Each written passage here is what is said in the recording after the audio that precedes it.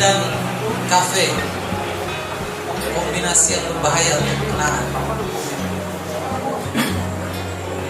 Jadi bincang-bincang masalah kenangan, kita akan mengulik lebih jauh. Mungkin sastra tahun 1970 hingga tahun 1990 dan berjalan sampai sekarang, tentang kenangan-kenangan dinamika sastra pada waktu itu bersama dengan Pak Arifin Nur Hasbi. Saya sedikit mereview bahwa ini adalah gelaran Sastra Lontara akhir tahun. Nanti kita akan mereview kembali ketika di kanal YouTube. Setiap gelaran ini kami upload ke YouTube, terus kami upload ke Facebook. Jadi teman-teman, para sastrawan, para seniman mungkin bisa berlangganan kanal Lontara atau di like di Facebook Lontara. Nanti bagaimana kedepannya akan kita lihat di jumlah like. Kalau jumlah like-nya banyak, nanti kita review kembali. Jumlah like banyak, bisa sampai 1000 orang menyukai forum Sastra Lontara dengan acara-acara baca puisinya. Kita akan review kembali, kita akan adakan acara ini selama Bang Uco masih memfasilitasi. Langsung saja kami panggilkan moderator untuk malam ini. Saya cuma sebagai pengantar, Mbak Udan Nur, silakan. Assalamualaikum warahmatullahi wabarakatuh. Selamat malam, salam sejahtera bagi kita semua. Malam ini puisi dan diskusi bertema Mata Hati Arifin Nur Hasbi.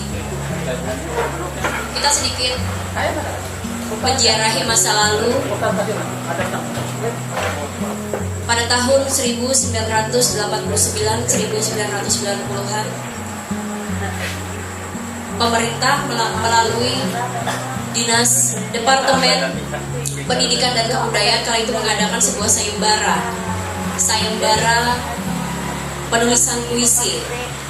Waktu itu Taufik Ismail, Sapati Djoko Damono, dan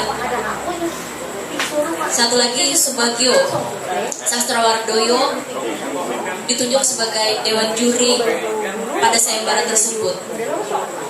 Beruntunglah Banjarbaru kala itu mengikuti lomba yang diselenggarakan oleh Dinas Departemen, maksud saya P dan K pada tahun itu, yang diikuti oleh Arifin Nur Hasbi, dan beruntunglah beliau mendapat juara 3 pada kala itu, dan juara satunya waktu itu dimenangkan oleh Rizal yang saat ini dikenal dengan Gus TF Sakai dari Sumatera Barat.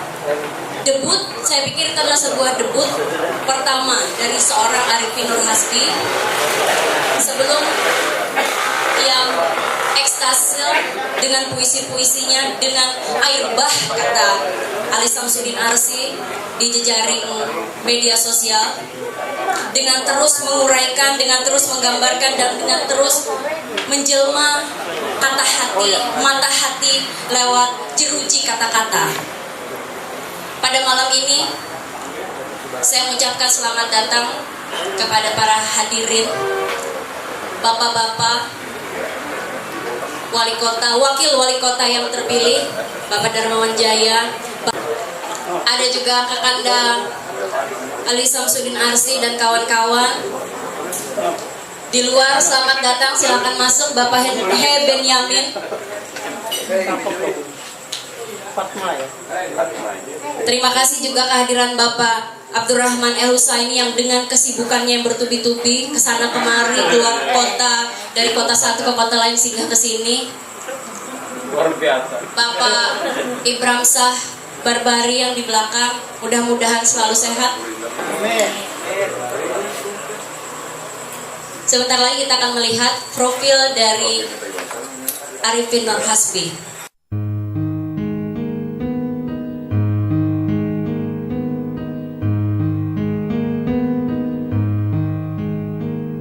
Arifin Nur Hasbi lahir di Marabahan, Barito Kuala pada 6 Syawal 1383 Hijriah.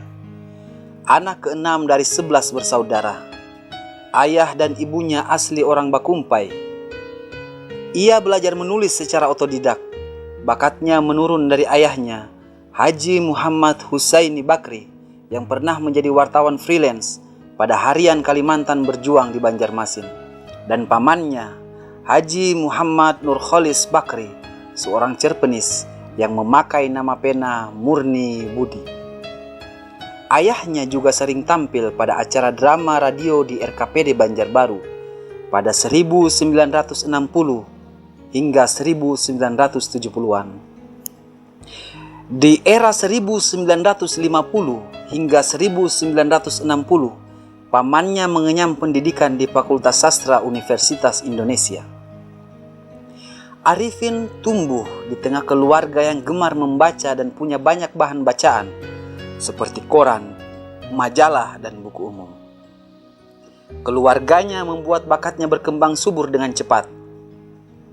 Tetapi dunia kepenulisan baru dikenalnya saat duduk di kelas 2 SMP. Tulisan pertamanya berupa puisi ditampilkan di majalah dinding sekolah. Di bangku SD, ia lebih aktif sebagai pecatur dengan prestasi antara lain sebagai juara 2 nomor beregu pada Porpopsi tingkat SD Sekalsel pada 1976 mewakili Kabupaten Banjar. Arifin mempublikasikan karya puisinya sejak tahun 1982 pada Ruang Dahaga Banjarmasin Pos. Dan sejak itu, ia aktif menyiarkan karya puisinya ke media cetak baik lokal maupun ibu kota. Bahkan beberapa media radio pernah menyiarkan puisinya seperti RRI Nusantara 3 Banjarmasin, Radio Nirwana Banjarmasin, Radio Suara Idaman Banjarbaru, Radio Chandra Rasisonia Banjarmasin, Radio Abdi Persada, dan Radio Suara Jerman Deutschwelle. Selain dimuat di media massa dan radio, puisi-puisi Arifin juga dimuat dalam sejumlah antologi bersama yang diterbitkan di Kalimantan Selatan dan di luar Kalimantan Selatan, baik yang berkaitan dengan forum kegiatan maupun hasil lomba penulisan atau kegiatan tahunan sanggar dan komunitas. Selain itu, Arifin juga menulis artikel umum, esai, cerita rakyat, kisah palui, dan surat pembaca beragam topik masalah di media lokal. Menulis puisi dalam bahasa Indonesia dan bahasa Banjar. Dalam kapasitasnya sebagai penulis, ia pernah mencatat prestasi juara lomba cipta puisi dan artikel, mulai tingkat lokal sampai nasional. Tahun 1989 adalah puncak kepenyairan Arifin. Pada usia 26 tahun, ia menjadi pemenang 3 tingkat nasional Sayembara Puisi Indonesia tahun 1989-1990 yang diadakan oleh Direktorat Kesenian Depdikbud RI Jakarta. Pada 1997, Arifin mengalami sakit non-medis, disantet di indera penglihatannya. Selama hidup, Arifin telah menjalani operasi mata sebanyak 6 kali. Di tahun 2002, Arifin memutuskan keluar dari kilang sastra Batu Karaha. Saat itu karena kecewa setelah perseteruan internal dan berseteru dengan Forum Taman Hati. Tahun 2005, ia menerima hadiah seni dari Gubernur Kalimantan Selatan.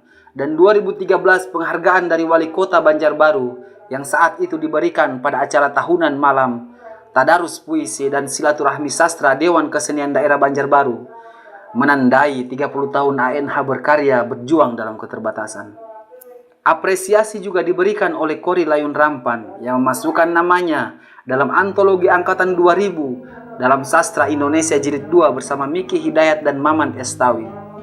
Kini, sebagai seorang disabilitas, Arifin masih mengabdikan dirinya pada dunia sastra meskipun tidak seproduktif ketika penglihatannya masih sehat. Sejak penglihatannya terganggu, bahkan sangat berat pada 1997, ia jarang hadir dalam forum-forum sastra. Salah satu akibatnya, generasi sastra terkini yang tumbuh pesat di dunia maya kurang mengenalnya. Dunia maya dunia yang asing bagi Arifin. Kini, Arifin mencari keseimbangan hidup antara puisi, tasbih, dan radio.